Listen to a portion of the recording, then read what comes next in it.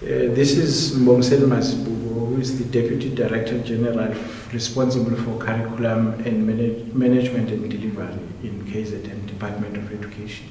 The program we are busy with are the ECD roadshows. After taking over from DSD, the ECD as a function, we are noting the gaps in terms of the understanding during the implementation phase.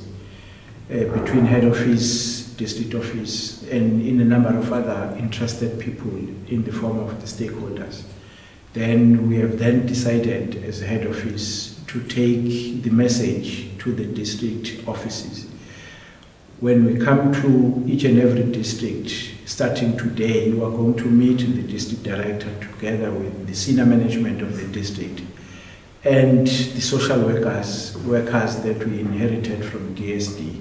But in the main, we are targeting circuit management and all other sub-directorates in the district. The view is let us share information so that we streamline the way we approach ECD as a function.